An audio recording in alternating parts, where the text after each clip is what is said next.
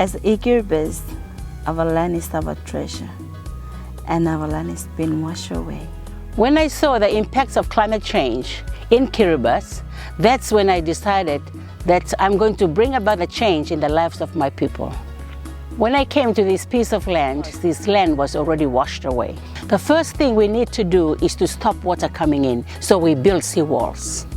We set out to renovate the buildings and establish a health center, because how can we be climate change resilient people when we are not healthy? During the last flooding, the water came in all the way here, and the level of the water is up to here. So after that flooding, we built our house. This is what it is called Tebuya, and we elevate it so that when the flooding comes again, we can all come here and sit here, and we call it our evacuation center. We had a cyclone before, and we really suffered from it, so we learned a good lesson from those past cyclones. Tropical cyclone Harold came.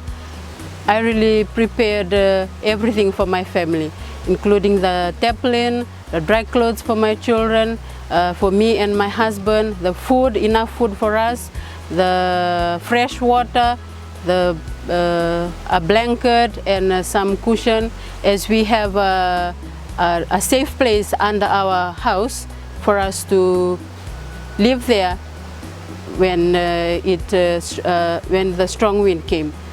We were staying there, and we see that we have enough space for some other people in the community to come and stay there with us, and they did. When I came to Raki Market 12 years ago, we used to sell from the ground.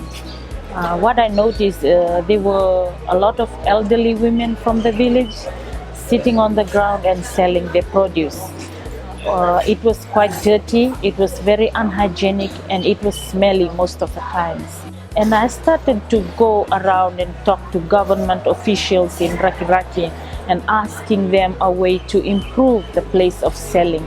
We visit the DO's office here in Raki, we reach up to the Commissioner Western's office in Lautoka, and we even paid a bus from here to visit the Prime Minister's office in Suva. The government fund the first building, the farmer's shed in Raki Market. When Winston came, it took everything from us. It also took our market, something that the women of Raki rely on. It's their livelihood.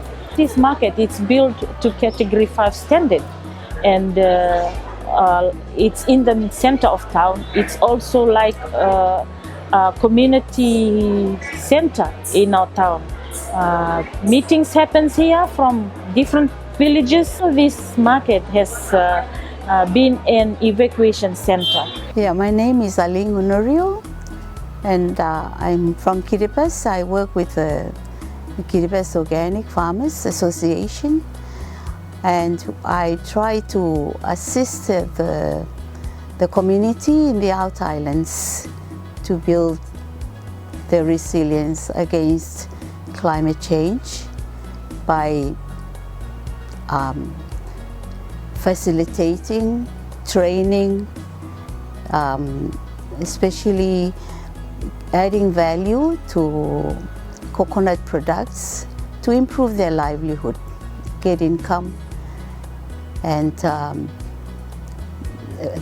do the replanting of coconuts, and also to try and assist the communities in bridging the gap between what's offered to the communities in terms of improving their capacity to enhance their lifestyle in the Out Islands. I manage my bee farm on my own.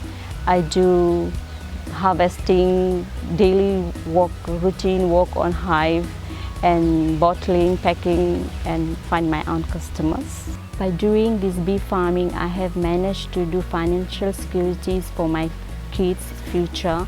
Because of this climate change, the weather pattern is changing, which is affecting the production level of honey. I am very passionate about bee farming, and I have teached a lot of women around in bee farming. If we are to empower women, we need to understand where they're coming from, what their challenges are. Those could be personal questions, but from the personal questions, let's devise strategies that can help them. The amazing thing is, there are more women like me in Kiribati today that are building resilient communities.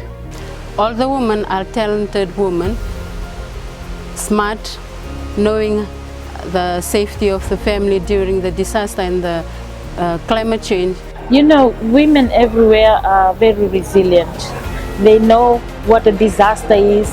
They know how to look after their family and look after their business during the disaster, and from that they grow.